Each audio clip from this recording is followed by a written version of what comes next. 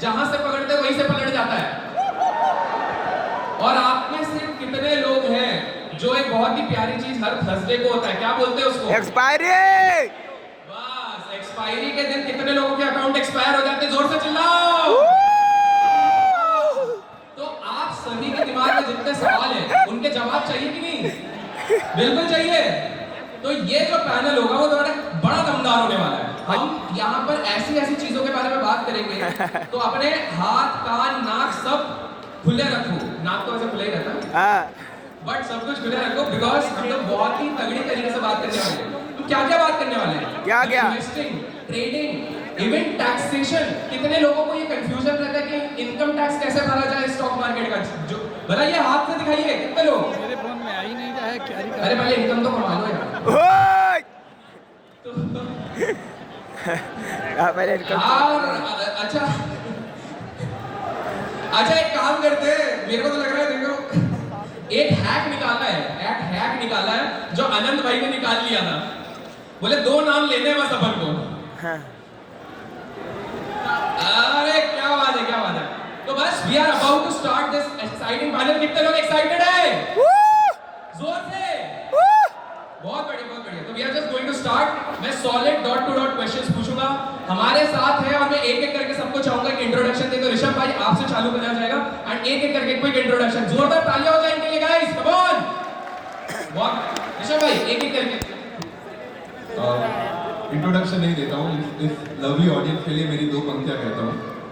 सूरज को दीपक दिखाया नहीं जाता, सूरज को दीपक दिखाया नहीं जाता, परिंदों को उड़ना सिखाया नहीं जाता। वाह। मशवरा क्या दे तुम्हें, तुम खुद ही माहिर हो। मशवरा क्या दे तुम्हें, तुम खुद ही माहिर हो। जो रास्ते खुद बनाते हैं उन्हें रास्ता दिखाया नहीं जाता। नमस्कार। तो यहाँ पर काफी कुछ इंटरेस्टिंग चीजें यहाँ पर बात करने वाले हैं। जनरली जिनको नहीं पता उनको बताऊँ कि मैं लॉन्ग टर्म इन्वेस्टिंग के बारे में बात करता हूँ, स्कैम्स के बारे में बात करता हूँ, बिजनेस केस स्टडीज के बारे में बात करता हूँ। So looking forward to this session. So yeah thank you so much. Hello everyone, मेरा नाम है नीरज जोशी। मैं देहरादून उत्तराखंड से हूँ और पिछले 8 साल से मैं स्टॉक मार्केट में काम कर रहा हूँ। हमारा एक यूट्यूब चैनल भी है नीरज जोशी के नाम से ही, जिसमें जो कुछ मैंने पिछले 8 साल में सीखा है वो मैं वहाँ पे सिखाता हूँ, और यही मेरा इंट्रोडक्शन है। Hello everyone, my name is Tarun Malhotra and first of all how is the जोश गाइस? वाह। So I make videos on finance, so you can search me on Instagram with the name of Tarun Malhotra. So guys, yeah, please go.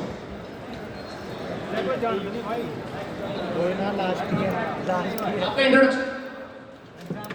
नमस्कार सभी को, मेरा नाम सचिन सक्सेना है। By profession I am a practising chartered accountant, और share market से जुड़े हुए जितने भी टैक्सेशन के इश्यूज हैं मेरे यूट्यूब चैनल एक्सपर्ट सी सचिन पर आपको मिल जाएंगे, और यहाँ पे भी आप किसी तरह की क्वेरी टैक्सेशन रिलेटेड पूछ सकते हैं इसका नाम। Thank you. So guys, excited? अरे come on, excited? Yeah. Great, great, great. सीधे सवाल जवाब के साथ शुरू करते हैं। हमारे पास काफी अच्छे पैनलिस्ट हैं। तो सबसे पहला सवाल जो आप लोगों के दिमाग में आ रहा होगा, मैं प्रसाद भाई से शुरू करता हूं। So प्रसाद भाई रेडी? रेडी। एक बार नमस्कार बोल दीजिए यार। नमस्कार। क्या बात है प्रसाद भाई, आजकल ना ये काफी कौन है सारे भाई? इवेंट्स हो रहे हैं मार्केट में। कोई रिपोर्ट निकाल देता है, मतलब नाम नहीं लेंगे, रिस्की है। कोई रिपोर्ट निकालता भी, आए दिन खबर आई कोई बैंक बाहर की कुछ हो गया उनको, कुछ नाम नहीं लेंगे। फिर एक कोई ग्रुप ऑफ स्टॉक्स है, उसमें कुछ होता रहता है। अडाडे। एक चीज बताइए, काफी सारे लोग यहाँ पर जो आए हैं वो इन चीजों से परेशान है कि नहीं है? हाय। यस और नो? ये। तो काफी लोग परेशान हैं। तो 3 चीजें ऐसे बताइए, जब हम शेयर बाजार में आते हैं तो इक्विटी इन्वेस्टर्स को ध्यान रखना है इस तरह के इवेंट से बचने के लिए। काफी कंट्रोवर्शियल क्वेश्चन है, तो उससे पहले मैं थोड़ा सेफ्टी चेक कर लेता हूँ मेरी। आप में से कितने लोग हैं जो हिंडनबर्ग को सही मानते हैं? हाथ ऊपर करके बता दो। और आप में से कितने लोग जो अदानी ग्रुप को सही मानते हैं? अडानी। मेरे को सेफ्टी पूछने के लिए आना है।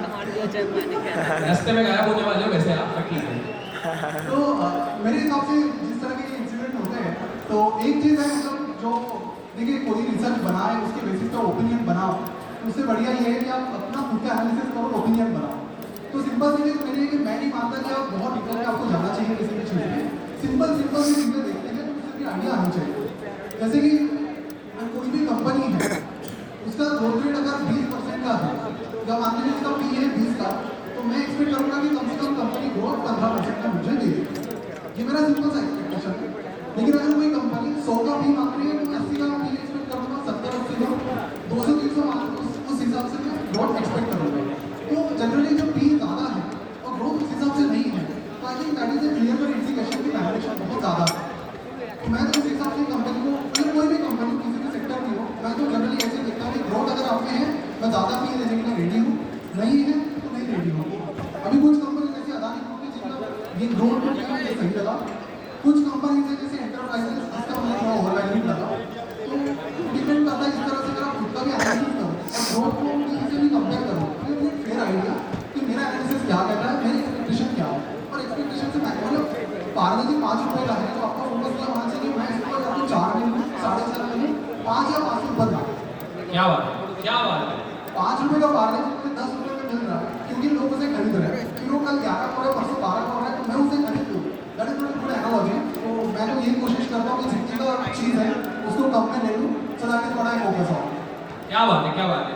इसी से एक सवाल ऋषभ जी के लिए आया है। ऋषभ जी, टैक्सेशन का समय करीब आ रहा है, काफी सारे इधर जो लोग बैठे हुए हैं उनके दिमाग में सवाल उठता है कि यार जब हम शेयर मार्केट के रिलेटेड टैक्सेशन की बात करें तो उसमें क्या क्या चीजें होती हैं, जैसे कि कुछ लोग ट्रेडिंग करते हैं, कुछ लोग निवेश करते हैं, कुछ लोग डेरिवेटिव्स करते हैं, तो क्विकली अगर आप ब्रीफ कर सकें कि इसका टैक्सेशन सिस्टम कैसा है। ठीक है, तो इससे बेटर मैं अभिषेक भाई ये बता देता हूँ कि मार्च का समय खत्म होने वाला है। जो जी काम कर रहा है वो अभी नेक्स्ट 2-3 वीक में कर रहा है, तो 2-3 ऐसे तरीके बताता हूँ जो सारे इन्वेस्टर्स को, ट्रेडर्स को जनरली पता होने चाहिए बिफोर मार्च एंड्स। तो सबसे पहला जो तरीका है उसे बोला जाता है कैपिटल गेन हार्वेस्टिंग। तो आपको ये पता है यहाँ पे लॉन्ग टर्म कैपिटल गेन लगता है, राइट? इन्वेस्टिंग वाले लोग भी यहाँ पे लॉन्ग टर्म कैपिटल गेन लगता है, पता है। उसमें एक लिमिट है जिसे बोला जाता है 1 लाख रुपए तक का आपका कैपिटल गेन, उस पर टैक्स नहीं लगेगा। अब मुझे एक बात बताओ, यहाँ पे ऐसे कितने लोग हैं जो शेयर लेके बैठे हुए हैं बहुत सालों से कि अभी नहीं बेच रहा है? ऐसे लोग भी हैं यहाँ पर, शाउट आउट प्लीज, जो शेयर लेके बैठ जाते हैं और लंबे समय तक होल्ड करते हैं। कोई नहीं है? कितने लोग होल्ड करके रहते हैं? होल्ड। अरे एक बार चिल्ला के बता दो यार। ओके, तो उन लोगों को मैं ये सजेस्ट करूंगा कि 1 लाख की उस लिमिट को हमें यूज करना है। तो इसके लिए बहुत सिंपल तरीका ये है, अगर आप इस कैपिटल गेन को हार्वेस्ट करना चाहते हैं तो अपने स्टॉक को, अगर आपके पास 1 लाख रुपए बैंक में पड़ा है, उतने रुपए का ही स्टॉक तुरंत खरीदिए और उतने ही रुपए के स्टॉक तुरंत बेच दीजिए। और मान लीजिए उसमें आपका 30,000 रुपए का कैपिटल गेन हो रहा है, तो कैपिटल गेन आपके अकाउंट में आ जाएगा। इस तरह से टोटल 1 लाख रुपए तक का आप कैपिटल गेन हर साल हार्वेस्ट कर सकते हैं। This is number 1। नंबर 2, यहाँ पे बहुत सारे ट्रेडर्स भी होंगे और ट्रेडिंग में इनिशियली अर्ली डेज में लॉसेस हो सकते हैं, लेकिन ज्यादातर बच्चों को भी पता नहीं होता है कि इस लॉस को आप आगे कैरी फॉरवर्ड कर सकते हो और अगले साल जो आपका प्रॉफिट होने वाला है, अगर आपने इस लॉस को इस साल बुक नहीं किया, उसका रिटर्न नहीं फाइल किया, तो अगले साल आप जो प्रॉफिट पे टैक्स दोगे और इस साल का लॉस हो गया, वो लॉस हो गया। तो जो लोग कैपिटल गेन इस मार्केट में है और उनको ट्रेडिंग में लॉस हो रहा है या फिर लॉन्ग टर्म कैपिटल गेन में, शॉर्ट टर्म कैपिटल गेन में लॉस हो रहा है, तो अपना रिटर्न जरूर फाइल करें ताकि आप उस लॉस को अप टिल 8 इयर्स तक कैरी फॉरवर्ड कर सकते हैं। मान लीजिए इस साल 50,000 का लॉस हुआ, अगले साल 1.5 लाख का आपका प्रॉफिट हो गया, तो वो 50,000 अगले साल वाले अकाउंट में एडजस्ट हो जाएगा। और लास्ट टिप आप सभी को देना चाहता हूँ जो यहाँ पे ट्रेडर्स हैं, मान लीजिए आप इस सेमिनार में आए, कहीं से ट्रैवल करके आए हैं, प्लस यहाँ का टिकट आपने बाय किया है, तो ये सारे चूंकि ट्रेडिंग है या ऑप्शंस में आप ट्रेड करते हैं, it is considered as a business income. तो ये सारे एक्सपेंसेस आप क्लेम कर सकते हैं और अपने ओवरऑल इनकम को कम कर सकते हैं by claiming all the small expenses, including अगर आपने एक ऑफिस ले रखा है, वहाँ की रेंट जाती है, वहाँ की आपका इलेक्ट्रिसिटी, कुछ भी और एक्सपेंसेस होता है, आपने और मैगजीन के सब्सक्रिप्शन ले रखे हैं, कोर्सेज खरीद रखे हैं, तो ये सारे आप क्लेम कर सकते हैं एज आपके इनकम में से वो अमाउंट कम हो जाएगा। तो ये 3 तरीके हैं। क्या बात है, मतलब ऋषभ भाई ने पूरे तरीके बता दिए जिस प्रकार से आप सभी अपने टैक्सेस को बचा भी सकते हैं और सारी चीजें कर भी सकते हैं। अब मुझे एक बात बताइए, नीरज जी आपके लिए एक सवाल है। ऋषभ जी ने ट्रेडर्स के बारे में बात करी है, तो एक सिंपल सा सवाल है कि काफी सारे ट्रेडर्स जो यहाँ पर उन्होंने स्टार्टिंग में बोला कि लॉसेस से वो लोग परेशान हैं और कहीं ना कहीं इसका ताल्लुक होता है रिस्क मैनेजमेंट से। तो रिस्क मैनेजमेंट इंसान कैसे करे, कुछ 3 रूल्स बताएं जो आज यहाँ पर बैठे हुए जितने लोग आए हैं जो ट्रेडर्स बन रहे हैं या बनना चाहते हैं उनको ध्यान रखना ही चाहिए। मुझे लगता है सबसे ज़्यादा इम्पोर्टेंट क्वेश्चंस अभी तक, मतलब सबसे ज़्यादा जो इम्पोर्टेंट है वो है रिस्क मैनेजमेंट। इवन ट्रेडिंग में कहा जाता है कि trading is 80% risk management, only 20% strategy. But हम फोकस करते हैं स्ट्रैटेजी पे, रिस्क मैनेजमेंट पे हम बिल्कुल भी फोकस नहीं करते हैं। तो हमने रिसेंटली रिस्क मैनेजमेंट जो टेस्ट